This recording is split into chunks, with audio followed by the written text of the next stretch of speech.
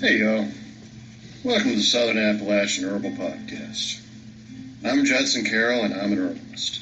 I'm also a wild crafter, a gardener, and herb grower. I'm coming to you from high atop the beautiful Blue Ridge Mountains of North Carolina, just a stone's throw from the Tennessee line, overlooking the Pisgah National Forest. Absolutely surrounded by the bounty of God's green earth. I spent most of my life wandering these mountains and learning about plants from the old-timers and all sorts of characters. On this show, we'll talk about herbs and how to use them, how to find them, how to grow them, how to make preparations. We'll talk about a lot of things. We can also talk about permaculture, homesteading, foraging, and living off the land. Most anything, really. You can email me at southernappalachianherbs@gmail.com if you have a question or a comment. You can also contact me through the Grow Network, where I'm a regular contributor and a moderator for the forums. And my blog is, of course, southernappalachianherbs@blogspot.com. All right, y'all. I'm going to sit my guitar down and let's talk about herbs.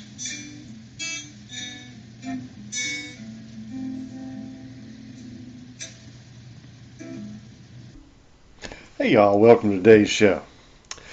We are going to get into the herb Senna today, and for many people in the modern era, I guess we would say, when people rely far too heavily on pharmaceuticals and over-the-counter medications, Senna may be one of the few herbs that with which most people are still familiar. It's an interesting herb, very interesting history, and we'll get into that in just a few minutes. It's a very popular laxative, so that is its main use, but it'll surprise you a little bit. Senna's in the Swedish bitters. It's got a lot of interesting history and uses, but before we get into that, I want to go ahead and do today's recipe.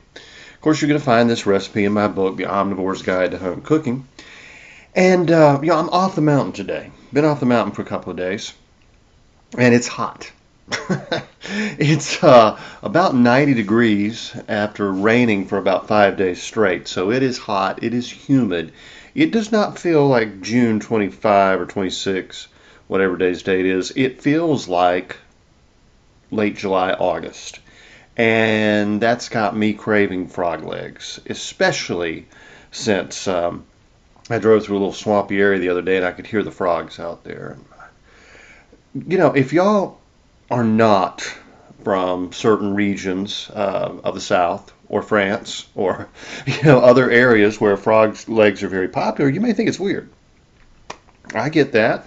If you didn't grow up in the swamps of coastal swamps where I did, or the bayous of Louisiana, or Mississippi, Georgia loves their frog legs too. I can tell you, anywhere we have this hot, humid, dank, swampy regions, we love frog legs. I'm sure I inherited both the love of frog eating and frog hunting from my grandfather, because he was an avid frog gigger. What you do, where it's legal, is you go out at night and you shine a light, and when you see the frog looking back at you, you take a spear and you get him. You gig him. My grandfather had I think it was a 4-prong gig. It looked like basically a trident, whatever. What was the Greek god of the oceans? He carried a trident. Sometimes you see the devil with a pitchfork. Well, that's actually a trident. Mine is actually pretty unique. I have a really cool frog gig. It's actually got about 12 prongs going off like the points of a star almost, and it's circular, and each one of them has a little barb on the end. I absolutely love this thing. It will screw into any wooden rod. So whereas if I'm in a shallow area that's easily accessible, I should say, I'll drill a hole in the end of a broomstick or an old hoe handle or something, and I just go for it.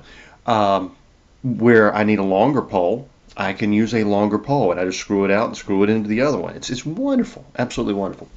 And really, frogs were such an important source of protein in early America, well through um, at least the 1970s.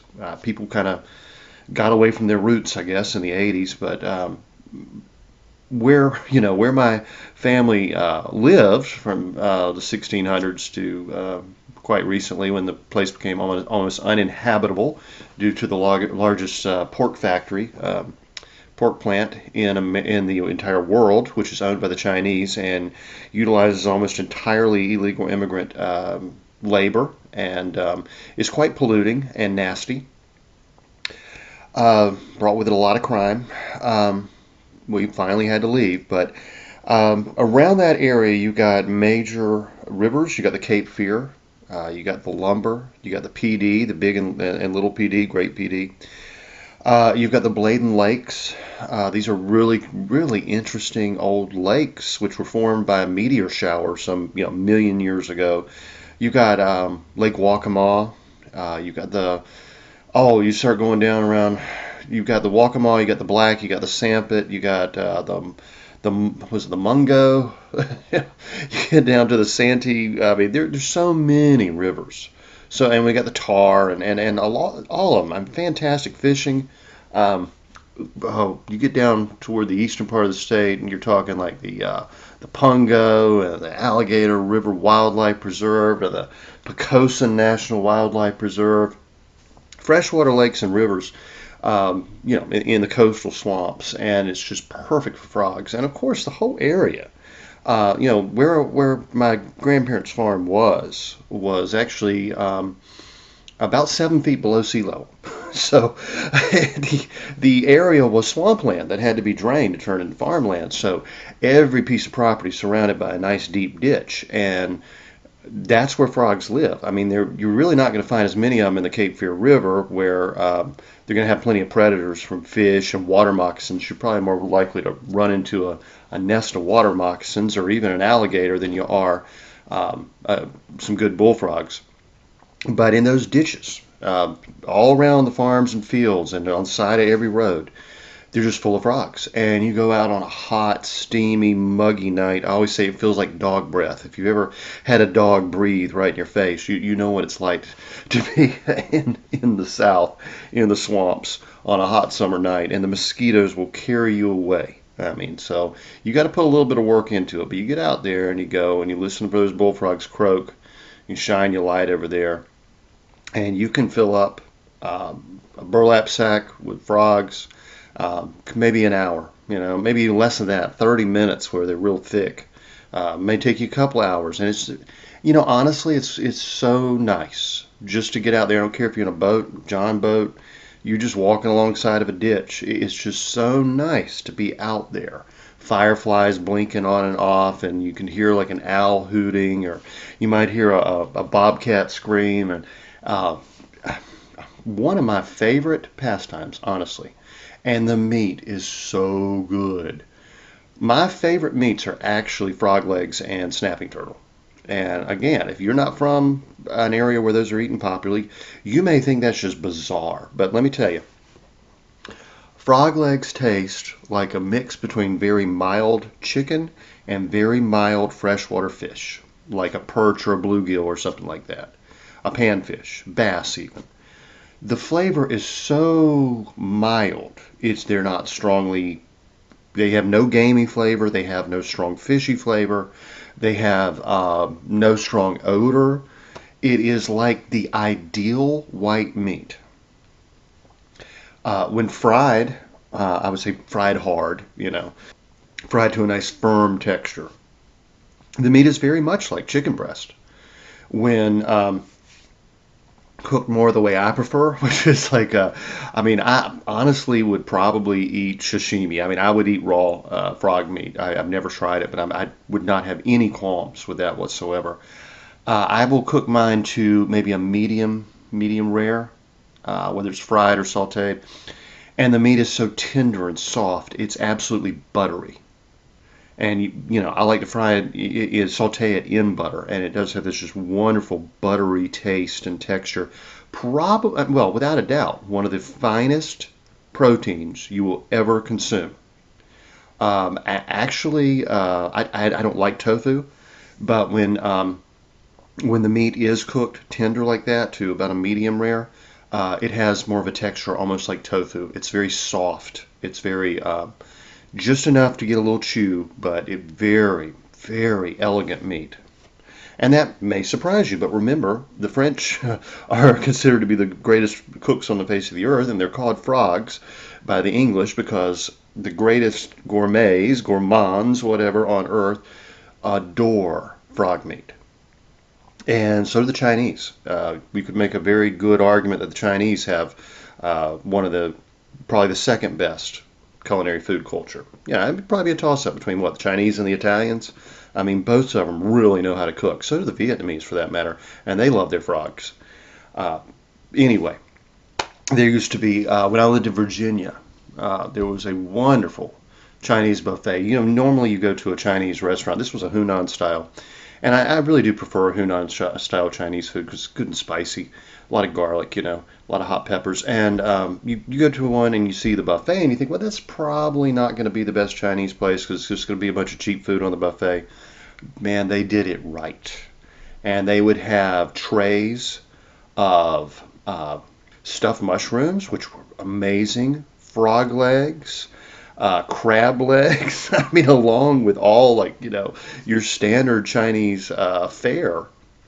You know, your Hunan beef and your shrimp lo mein and, you know, all that kind of stuff you're going to get in just about any Chinese restaurant, which is always, you know, pretty darn tasty usually.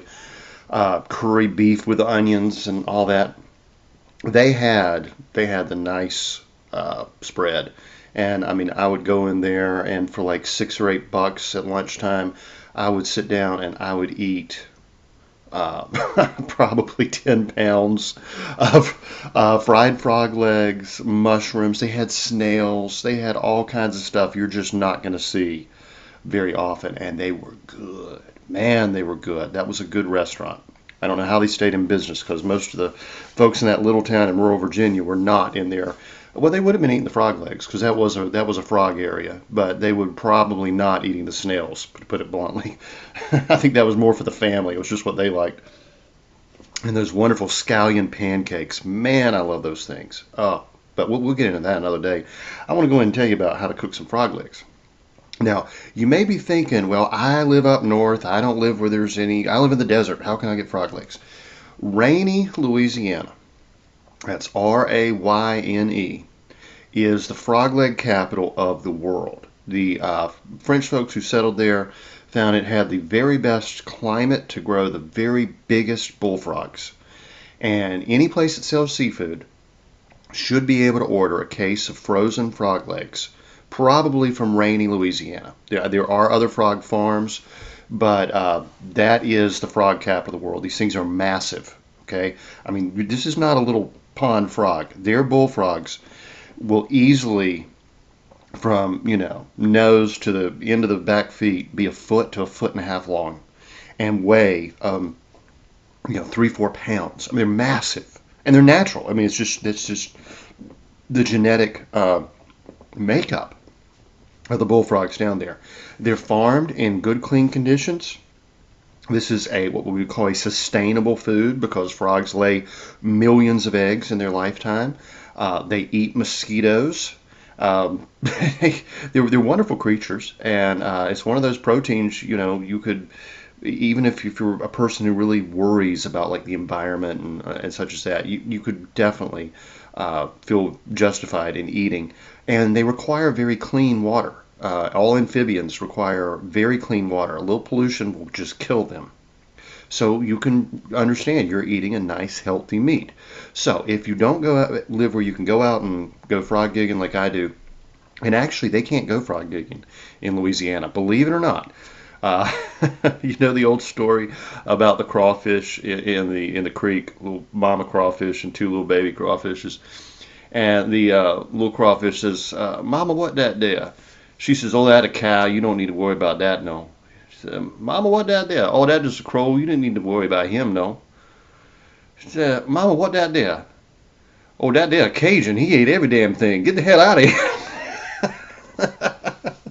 Well, apparently, That's an old Justin Wilson story. I had to throw that in. Um, Believe it or not, I have a lot.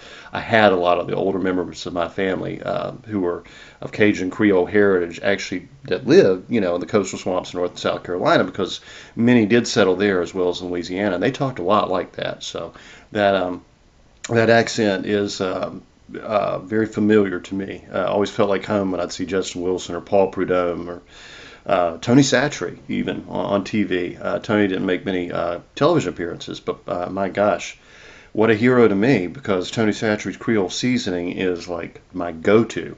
I get the salt-free version or the low-salt version because it has more spices, and it really does tend to be a little too salty. And I mean, I toss it in everything. I love Creole seasoning. I mean, and you cannot beat Tony's. Paul Prudhomme did a very good version.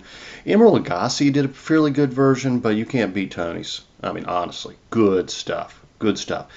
He was a pharmaceutical sales rep who was traveling throughout mostly the South and Midwest, and he couldn't find food that he liked, so he started making his own little spice blends and taking them with him. And eventually, his little spice blends became more popular than the pharmaceuticals he was selling. And Tony Satchery was a really great man. Really great man. Look him up. Fascinating character. Great cook. Great cook. There would be, New Orleans was always known for good food, like Brennan's Restaurant and such as that. Your Bananas Foster, I think, was, invented there. But throughout the, 50s and 60s, 70s, Tony Satchery really popularized Creole cooking. And that's it's a little different than Cajun. And my family's actually a lot more Creole than Cajun. We have just a tiny bit of Cajun. We are mostly on that side of the family Creole, and so yeah, and everything goes peppers and onions and garlic and celery, and they always say there's the Cajun trinity of three vegetables. Well, we have four. It's always going to be onions, garlic, celery, and peppers, and tomatoes. Five. We actually have five, so we don't have a trinity of vegetables. We have a I don't know, quint something, five, right? Quintrinity? I have no idea.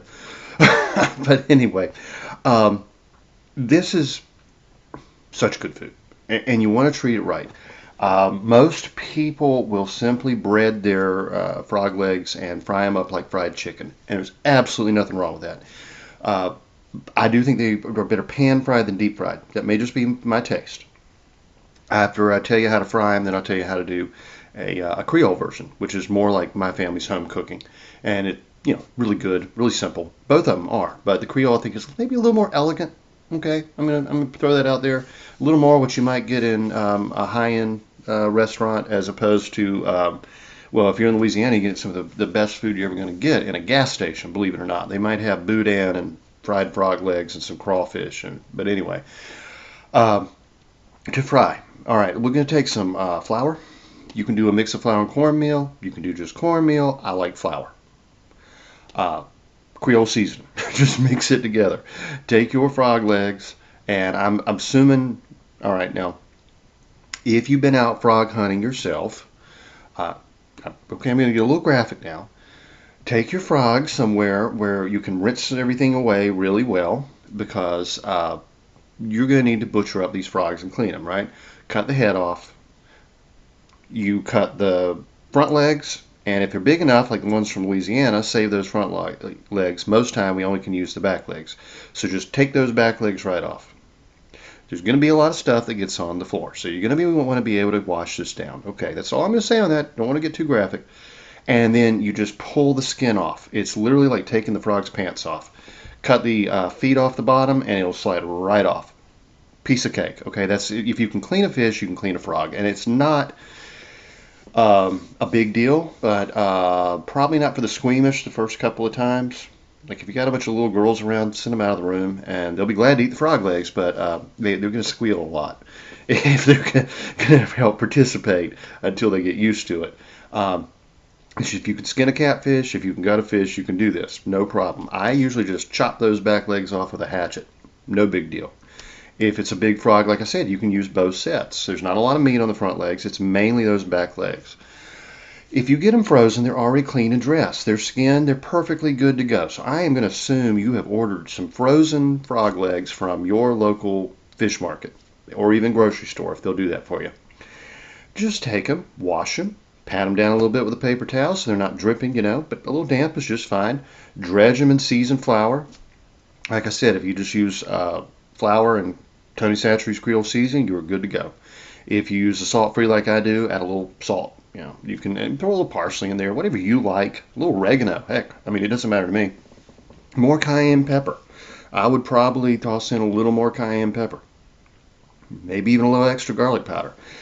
But I don't want to, overwhelm. It is such mild meat. Don't overwhelm it, okay? Dredge it. Have your fat in a pan. Whatever oil you like, peanut oil, corn oil, olive oil. Because the meat cooks so quickly, you can definitely fry this in olive oil. You can do a mixture of oil and butter if you wanted to, but I don't really do that when I'm frying seafood or chicken. I usually just go for just corn oil or whatever I happen to have on hand. Oh, or lard, or beef fat, tallow, whatever I got. Bring that up to a good frying temperature. You know it's a good frying temperature where you can take a little pinch of flour and drop it in there, and it's going to just kind of sizzle.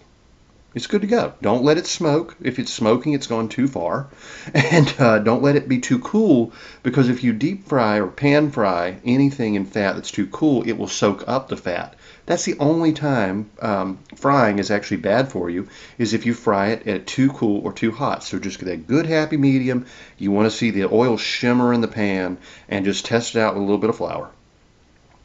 Put your frog legs in there. Don't overcrowd the pan. Now, it's up to you how much fat you got in this pan. If you want to deep fry, half deep fry, or you just want to pan fry, I'm only going to have about an inch of oil in that pan, and maybe even less than that. Yeah, no, we'll go with about an inch.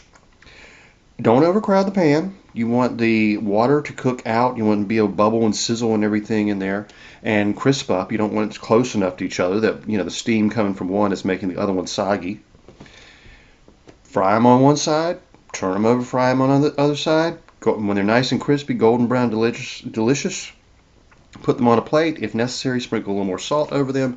I think an ideal dressing for this is just lemon juice. Boom, that's it. Just lemon juice. Fan-freaking-tastic. If you want to, hot sauce is great. Well, I don't care if it's. I like to make my own homemade fermented hot sauces. They're wonderful. You can use some anything from Tabasco to Texas Pete. You can use sriracha. A lot of people really like sriracha sauce on there. You could certainly do a cocktail sauce of mixing ketchup with hot sauce and horseradish and a little bit of lemon. To me, that's more, I reserve that for seafood. I don't do cocktail sauce on frog legs because they're really more like chicken than they are like fish. So I'm just going to do hot sauce or lemon, I guess I should say. You can fancy it up. Do a sprinkle of chopped green onions, some chives, a little parsley on top. Present it. And if you have small kids, just tell them it's chicken, and they're going to think it's chicken. Later on, you can tell them it's frog. There's no reason to freak them out. And if you have people who have never experienced frog legs before, if they're adventurous eaters and they're interested in something unique, tell them it's frog legs. Otherwise, just let them think it's chicken until they realize, hey, this is the best tasting chicken. What kind of chicken? And then you can tell, well, it's actually frog legs. You want to do something a little more fancy? Do a caper and butter sauce with a little lemon juice and parsley. Put that over it. You cannot go wrong. I could literally eat 3 meals a day fried frog legs. But now I'll give you a little bit of a more restaurant-y, Creole type menu. This would be really more the way my grandmother and great-grandmother would have cooked. Get your pan, get your frog legs. We are not going to we're not going to bread these. We're going to take a nice cast iron pan or whatever you use, your favorite frying pan or skillet. Put in there some olive oil and butter. The olive oil tempers the butter so the butter will not brown. Not too much at all. Into this pan, we are going to sweat down finely diced onion, crushed and finely diced garlic. You want to crush the garlic with the heel of your hand or the side of your knife to bring out the flavor. Take the peel, slip right off, just chop it up just like that. Some peppers. Now, depending on your taste, this can be sweet bell peppers. It can be jalapeno peppers. I usually go in between with like a poblano pepper. You get one poblano that's a little hot, another one's a little mild. But if you want that visual appeal of having like green, red, and yellow bell pepper, go for it. I like a blush pepper, actually, when I'm doing that. One that's like half green and half red, if I'm using a bell pepper. To me, that has the best flavor, but that could, I don't know. Maybe it just looks nicer, and I think it is. But yeah, I will usually do poblano pepper. Finely chopped celery. Take the strings off the back, chop it fine. I probably left out the onion. Lots of finely chopped onion. I mean, onion more, probably twice as much as any other vegetable. So we got in there, we got onions, we got garlic, we got celery, and we got pepper. Cook those down. Cook them until the onions are translucent. You can get a little brown on there if you like. I like a little brown on there. Don't burn the garlic though. That's what I'm going to say. If you like a little brown in your onions, hold the garlic back and wait till the onions are translucent to add the garlic. Garlic turns bitter when it gets brown. So be careful with that. Push that to the side. Push that to the side. Add a little more fat. Put in your frog legs and saute them in butter and olive oil with a little Creole seasoning if you like, a little salt and pepper, herbs of your choice. You can really go crazy with the herbs here. Any herbs you like, but parsley's got to be among them, in my rarely humble opinion when it comes to food.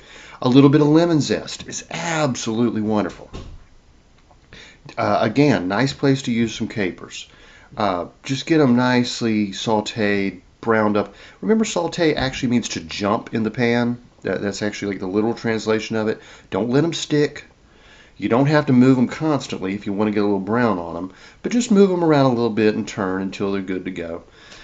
Into there, let's go with a good splash of white wine, maybe about a half glass of a dry white wine. Okay, if you have a sweet tooth, you can use sherry. I'm not going to tell anybody. I like a dry white wine. I like some lemon juice. I like to bring out those lemony flavors. Lemon and parsley and butter to me just go so well together. And some tomatoes. Fresh chopped tomatoes, canned tomatoes, I don't care what you got. Just make sure it's a good quality tomato. Salt and pepper to taste. If I've used a mild pepper, here's where I'm going to do a good dump of cayenne pepper and black pepper. I'm going to get it nice and spicy. And serve with rice and enjoy.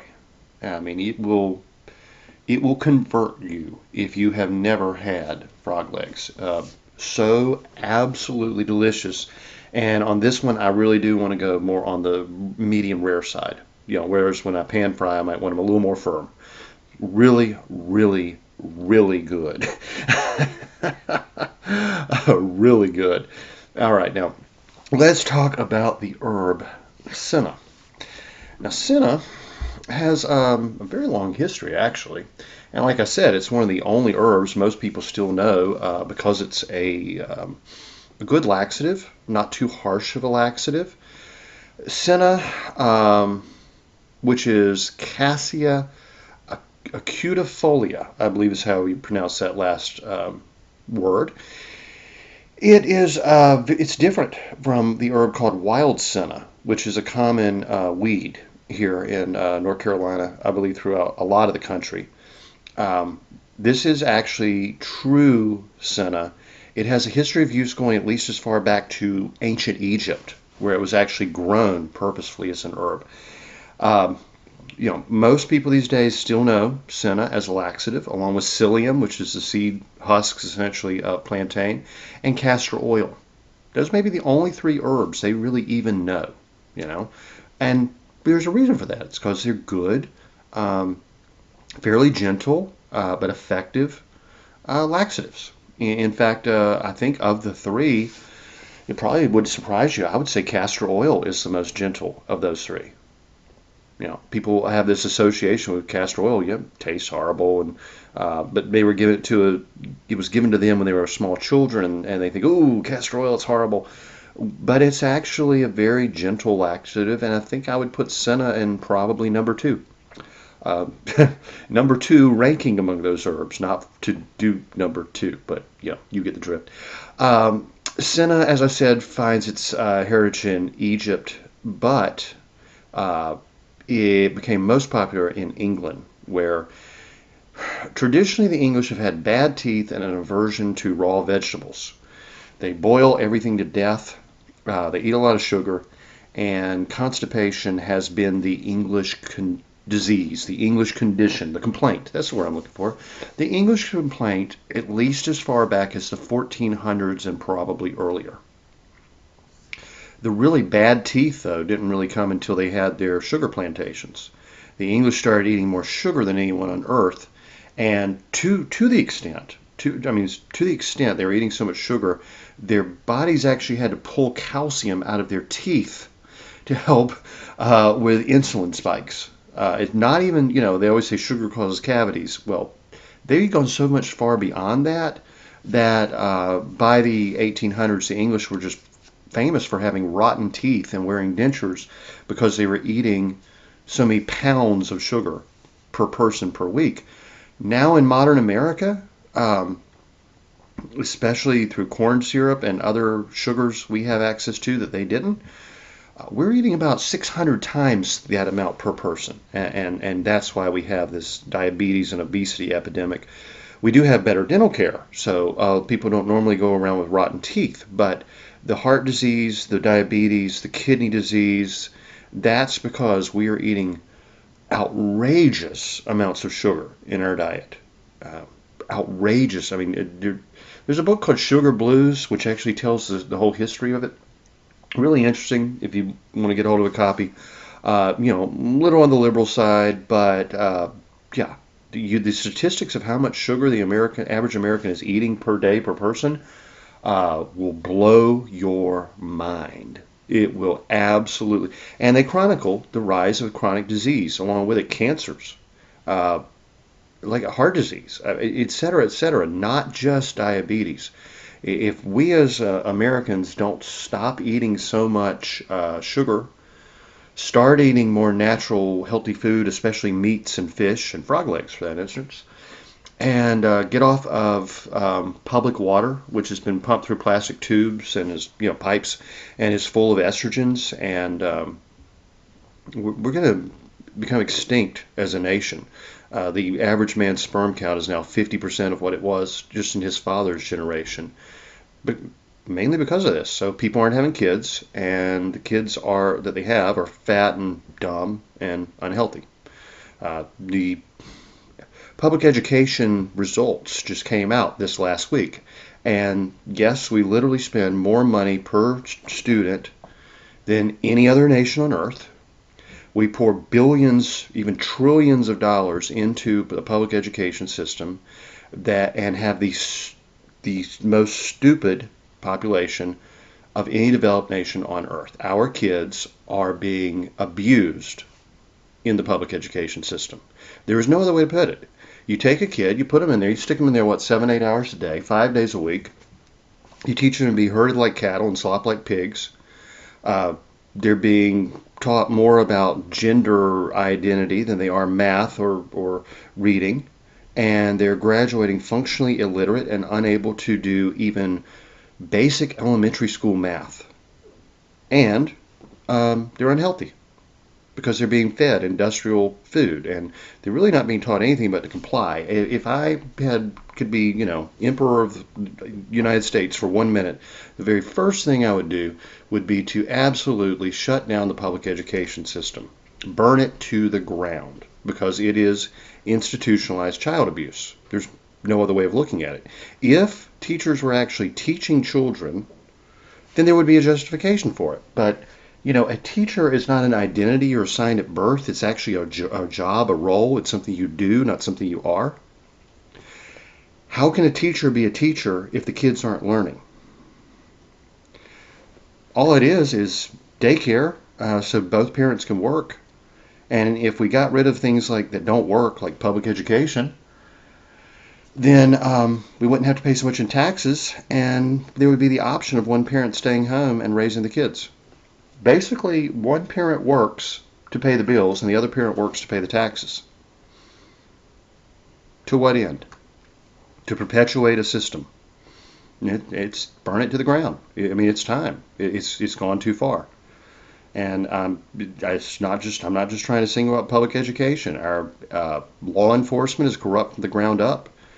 The courts are not giving us justice. The military is basically when was the last time we won a war? Seriously, when was the last time we won a war? We didn't win Korea, Vietnam, the Gulf War, Afghanistan. Iraq. What's the point of it anymore? What is the point? Our government is completely corrupt and rotten from the local level to the federal government. Our health agencies are not keeping us healthy. Our EPA is not protecting us from, major train wrecks and poisons being dumped and burned. And what's the point? Why are we still working and funding a government that is doing more harm than good? Okay, topic for another day.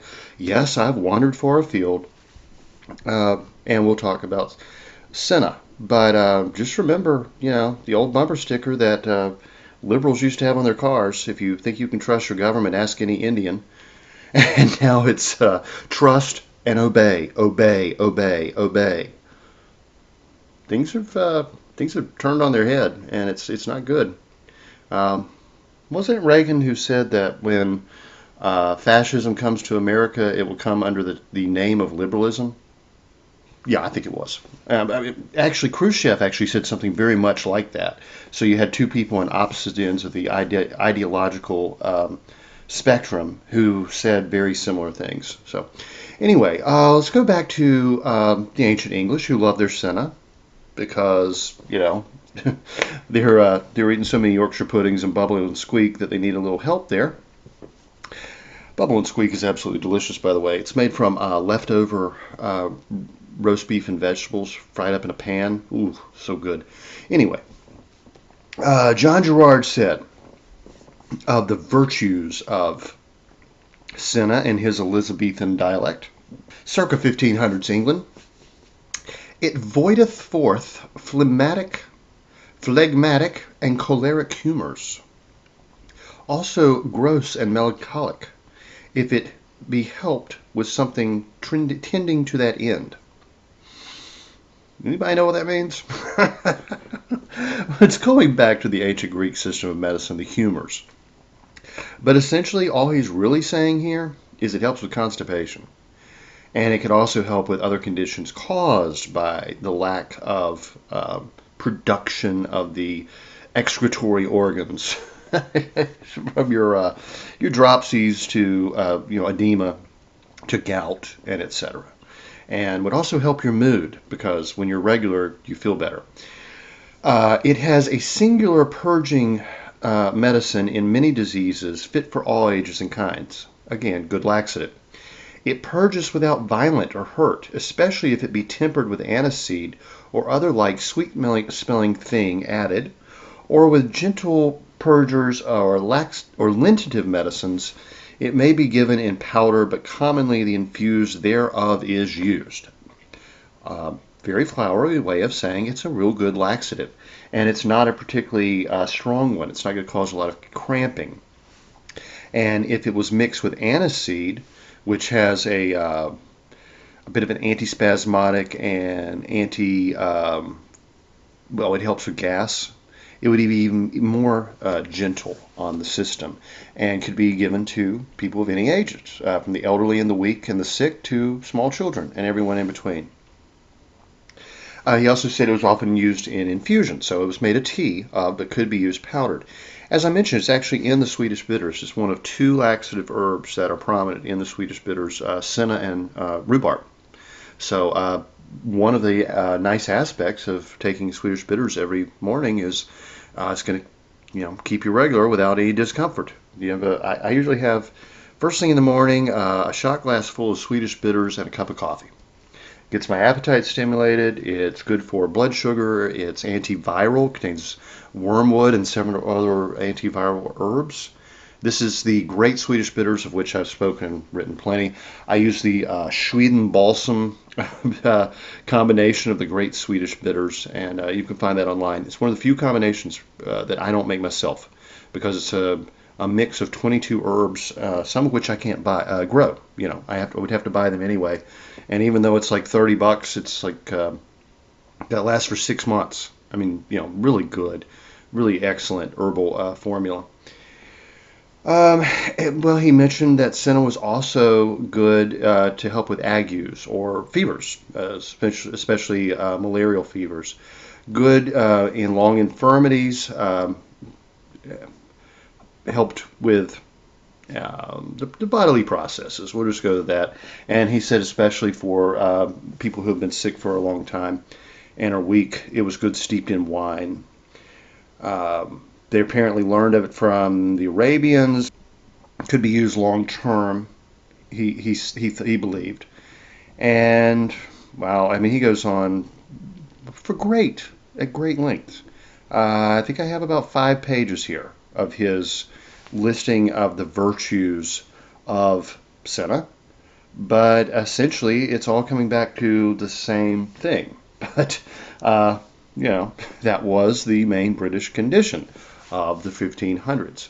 Culpeper, writing about 100 years later, maybe not quite that long, but about 100 years later, said the leaves were used and were hot and dry and have a purging faculty, but afterwards leaves a binding quality. So he was saying that it could help with constipation, but after that was done, would help not lead to diarrhea. It opens obstructions corrected with caraway seeds. So he used caraway just as Gerard used anise. They can be used interchangeably.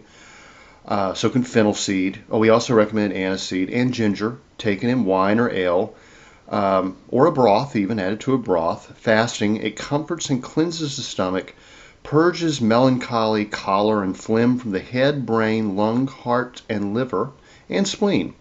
Cleansing those parts of evil humors, strengthening the senses, procureth mirth, and is a good in chronic agues, whether cortian or quotidian. So it would help you go, make you happy, and help with malarial fevers. It cleanses and purifies the blood and causes a fresh and lively habit of the body, and is a special ingredient in diet drinks and to make purging ale for clarifying and cleansing the blood. The bastard senna works very violently, both upwards and downwards, offending the stomach and bowels. And he's talking about, as I said, there is a wild senna, so-called. In his time, it was called bastard senna, meaning false senna, not true senna, in other words. And whereas it has been used in folk medicine for its stimulative effects, it causes great cramping and gas and is a very unpleasant purgative, as he said, laxative. Not the most unpleasant, though.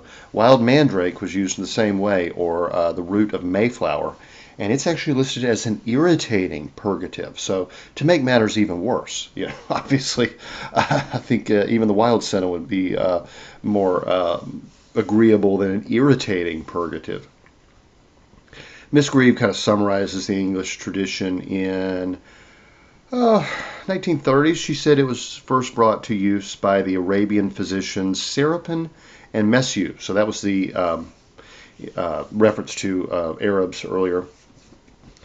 The first Greek to use it was Acarius. So this is pretty ancient herbal medicine. She said it had been cultivated in England since about 1640. Medicinally, she said it was purgative, of course. Its action being chiefly on the lower bowel. It is especially suitable in habitual costiveness. That means frequent constipation.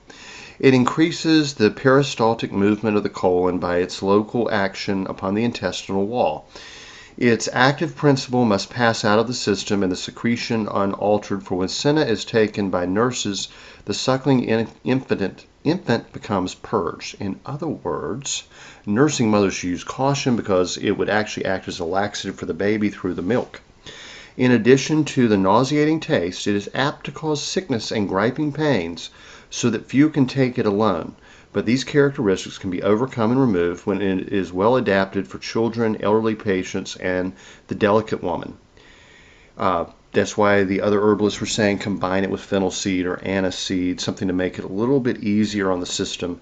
Well, apparently it could, by the 1930s, it could be processed in such a way where it was easier on the system. She says the addition of cloves, ginger, cinnamon, or other aromatics are excellent correctives of the nauseous effect, as I just said. A teaspoon of cream of tartar to a teacup of the decoction of infusion of senna is a mild and pleasant cathartic and is well suited for women if required soon after delivery. Some practitioners add neutral laxative salts or saccharin and aromatic substances. The purgative effect is increased by the addition of pure bitters. Senna is contraindicated in an inflammatory condition of the alimentary canal. So contraindicated in inflammatory bowel disease or colitis, hemorrhoids or prolapses, etc. The well-known black draught is a combination of senna and gentian. That is an old herbal formula. It goes back a long time. People used to swear by the black draught, and even your great-grandparents probably had some in their medicine cabinet. It was senna and gentian combined with cardamom or coriander seed and the rind of the Seville orange. The term black draught, it is stated, should never be used as... but that by the time she had written this, black draught was also a name given to an opium solution, and so the two could be confused and obviously be quite dangerous. And she said several deaths had been caused by confusing the two, essentially. She said the senna pods were milder than the leaves and were very popular, and she gives some formulas for infusions of senna. We're probably going to just buy it from the drugstore unless you make it yourself. And if you make it yourself, Miss Greaves' formulas would be quite useful, but would be very confusing heard on a podcast. Get into a lot of numbers and fractions and all such that. As I said, my favorite way of having senna is in the Swedish bitters. And it certainly has no powerful or griping effect. And I eat a lot of vegetables. I probably don't need it anyway. So I probably wouldn't notice the effect as much as other people, but in the Swedish bitters we do have senna, we have gentian, we have rhubarb and mallow root. There are actually several very good digestive type herbs that are in there, as well as cinnamon. Cinnamon's in there, and valerian even, which would have an antispasmodic effect. It's a great formula. It really is a phenomenal formula. And if you want more information on there, go back to one of my first podcasts, which was all about Swedish bitters. So, basically, if I had a real issue, I'm just going to say about 2 cups of kombucha. That is probably the most reliable purgative of which I know, other than castor oil or something. If you really had to get cleaned out, a couple cups of kombucha, you will be up and ready to go. And not like, you remember that old, was an X-Lax commercial, it works while you sleep? I think it was the Southern comedian James Gregory said, yeah, I don't want that. I want to be up and ready to go. So anyway, y'all, do give frog legs a try. You may even end up wanting to raise some yourself as a source of meat, which, my grandfather had a little frog pond in the backyard for that very reason.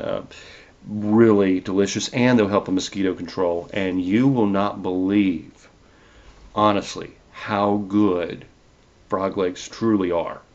And if you need a reliable laxative, you probably can't beat senna or castor oil or anything along those lines.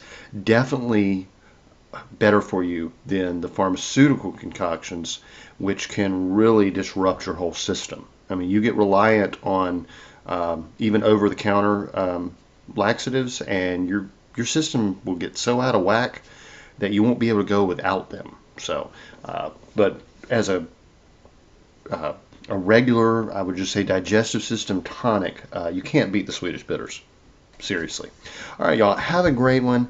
I will talk to you next time. The information in this podcast is not intended to diagnose or treat any disease or condition. Nothing I say or write has been evaluated or approved by the FDA. I'm not a doctor. The U.S. government does not recognize the practice of herbal medicine, and there is no governing body regulating herbalists. Therefore, I'm really just a guy who studies herbs. I'm not offering any advice. I won't even claim that anything I write or say is accurate or true. I can tell you what herbs have been traditionally used for. I can tell you my own experience and if I believe an herb has helped me. I cannot nor would I tell you to do the same. If you use an herb anyone recommends, you are treating yourself. You take full responsibility for your health. Humans are individuals and no two are identical. What works for me may not work for you. You may have an allergy, a sensitivity, an underlying condition that no one else even shares and you don't even know about. Be careful with your health. By continuing to listen to my podcast or read my blog, you agree to be responsible for yourself, do your own research, make your own choices, and not to blame me for anything ever.